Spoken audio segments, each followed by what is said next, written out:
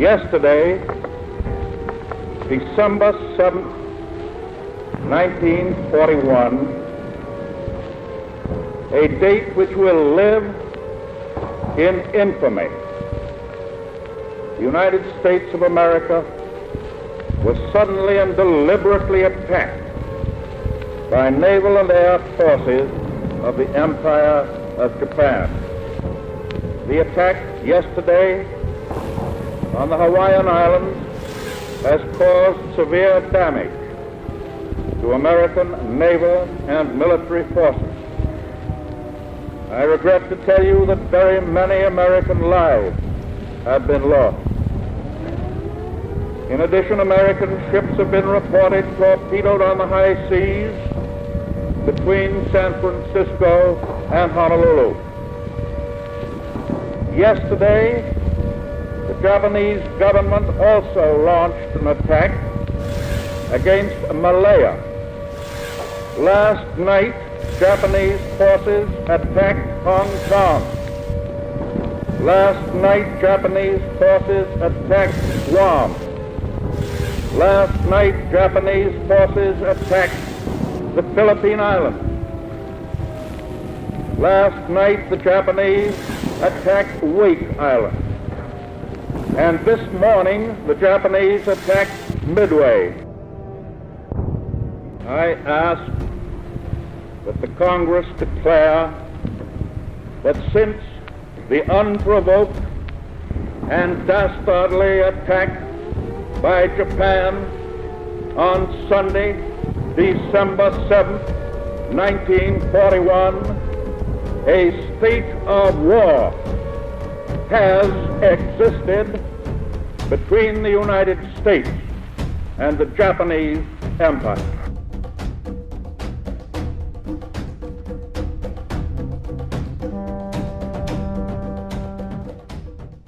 Pearl Harbor is an American Navy base established in 1899, just 7 miles west of the city of Honolulu. Honolulu is the capital of the U.S. state of Hawaii. Hawaii is a state made up of 8 islands. Pearl Harbor is on the southern coast of the island of Oahu. The year is 1941.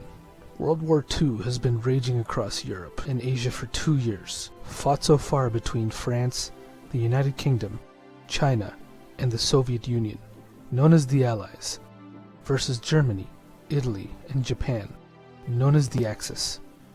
Amongst many reasons, Japan, Germany, and Italy feared the United States for 3 major reasons. Political power, because the United States had established itself as a fully industrialized economic powerhouse since the early days of the 1900s. In fact, the United States was considered one of the big 3 great powers, along with France and the UK. The US actively participated in the Paris Peace Conference after World War I and was invited to join the League of Nations, but declined on its own wishes. Landmass. The United States was so much bigger in landmass, meaning more resources and more production capacity. The United States had a landmass 28 times that of Germany, 26 times that of Japan, and 33 times that of Italy. Population. The US had a population almost twice that of Germany and Japan each, and 3 times that of Italy. A larger population means a larger number of potential military recruits, and a larger workforce for the production factories. With greater landmass and population and a rich economy, Germany, Italy, and Japan rightfully feared the sheer might of the American war machine. Sunday, December 7th, 1941. America would change forever. There would be an America before Pearl Harbor, which was isolationist, meaning it didn't get involved in conflicts involving other countries. And after Pearl Harbor, an internationalist America would rise from the ashes of Pearl Harbor. At 7:48 a.m. in the morning, weekend day, maybe you're sleeping in because you stayed up late on Saturday, but in the waters north of Hawaii, 353 aircraft of the Air Service of the Imperial Japanese Navy took off from 6 Japanese aircraft carriers and attacked Pearl Harbor in 2 waves. The first wave would fly over the western part of the island, while the second wave would fly over Oahu's east. Japan had not yet declared war, and had been holding peace talks with Washington. Why did it continue holding peace talks? Why didn't Japan declare war? Simple. It wanted to deceive. Japan wanted the attack on Pearl Harbor to come as a complete surprise. It was designed to knock out the U.S. Navy with minimal Japanese casualties. Before commencing the main attack at 7:48 a.m., Japan tested the waters at Pearl Harbor that morning. At 3:42 a.m., a full 4 hours before the main attack, the USS Condor spotted a Japanese submarine periscope just south of the Pearl Harbor entrance. It's easy to say that the entire base should have gone on full alert at that very second, but Japan and the US had previous isolated incidents, so the military might have assumed this was yet another isolated incident and had no reason to know 6 aircraft carriers full of bombers and fighter aircraft were about to execute a full-scale attack. As the Japanese aircraft got closer to Pearl Harbor, they were detected by a U.S. Army radar at Opana Point, but the officer in charge, a Lieutenant Kermit A. Tyler, thought he was seeing 6 U.S. Army B-17 bomber aircraft arriving from California on his radar. The attack would last a devastating 90 minutes straight. Some of the Japanese officers, like Captain Mitsuo Fushida, would advocate for a third wave of attack to target Pearl Harbor's fuel and torpedo storage, maintenance, and dry dock facilities. Vice Admiral Nagumo refused because of a higher risk of Japanese casualties, because Japan no longer had the element of surprise. The 6 Japanese aircraft carriers were also running low on fuel, and the aircraft returning from a possible third attack would have had to land on the carriers at night, which was a relatively riskier maneuver. U.S. Admiral Chester W. Nimitz, later Commander-in-Chief of the Pacific Fleet, remarked about the possible third wave. It would have prolonged the war another 2 years. Why did Japan attack the United States? Let's rewind history a little. The United States had stopped exporting airplanes, airplane parts, machine tools, and aviation gasoline to Japan in 1940 in an attempt to have Japan withdraw from China and to deter further Japanese invasions in the Pacific. Withdrawing from China would have been humiliating and embarrassing for the Japanese military to accept. Japan set its eyes on the resource-rich Southeast Asia, Laos, Cambodia, Vietnam, and southern China, as well as oil from Indonesia.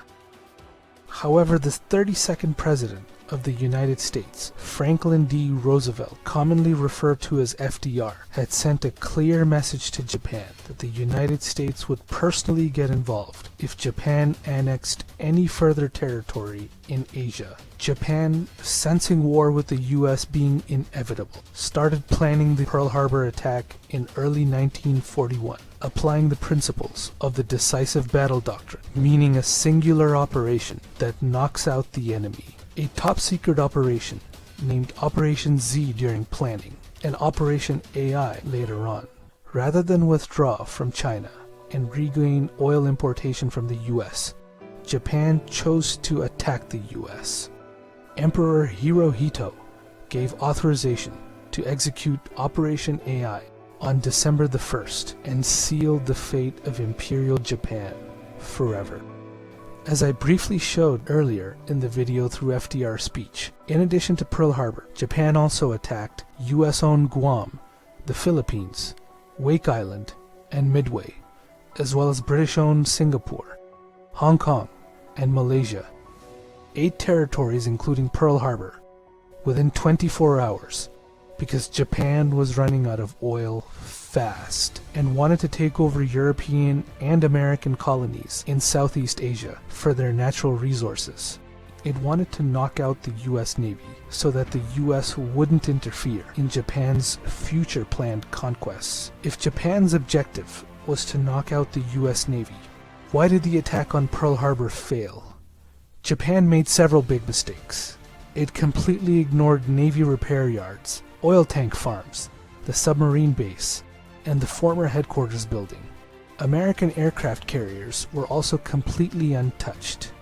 The survival of the repair shops and fuel depots allowed Pearl Harbor to continue its logistical support, to U.S. Navy's operations like the Doolittle Raid and the battles of Coral Sea and Midway. American submarines immobilized the Imperial Japanese Navy's battleships. Japan had built numerous battleships, thinking battleships would determine the course of the war, and when American submarines immobilized them, that brought Japan's economy to a virtual standstill by crippling the importation of oil and raw materials. By the end of 1940, the amount of raw materials Japan was able to import was cut in half to a paltry 10 million tons, while oil was almost completely denied. And that old headquarters building?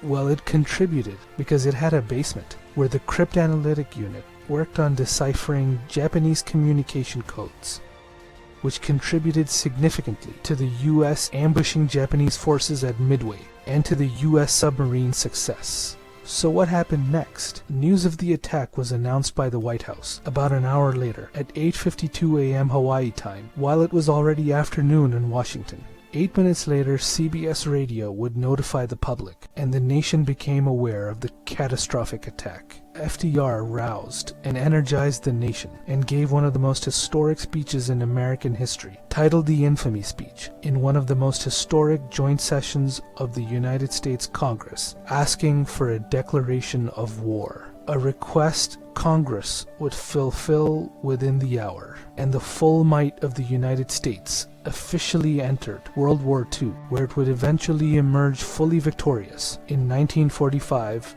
along with Britain, France, and other allies 4 years later.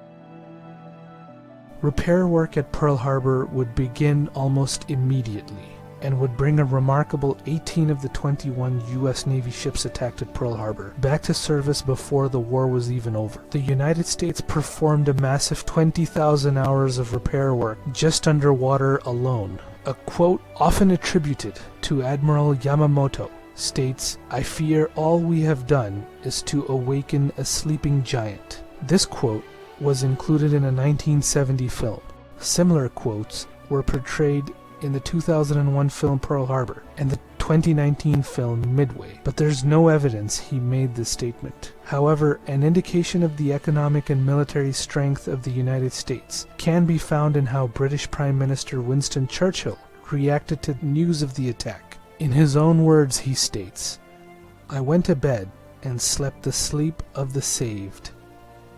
Knowing the United States and its 1.8 million strong military would surely enter World War II now and save Britain. Over 6 million Americans would volunteer, and over 11.5 million more would be drafted into the World War II war effort. The United States would use its vast economic strength, military numbers, and military production capacity to project its force on 3 different fronts at the same time, pushing back Japan in the Pacific, and fighting Germany and Italy in North Africa and Europe. In August 1945, Japan surrendered and signed an official surrender on September the 2nd. The U.S. military administered Japan until 1952. The U.S. also forced the emperor to publicly admit that he had never been a god in human form, something which he did claim to be before his surrender. His status would also be demoted from imperial sovereign to simply a constitutional monarch. The Pearl Harbor attack was judged a war crime in the Tokyo trials, while the United States emerged as a global superpower. Thanks for watching. Hope you enjoyed that video. Leave me a comment below to let me know what other videos you would like to see. Share this video with your friends so that they can know the history behind Pearl Harbor too. And if you like this video, click that subscribe button and the bell icon. That'll let you know the next time I upload a video. Bye-bye!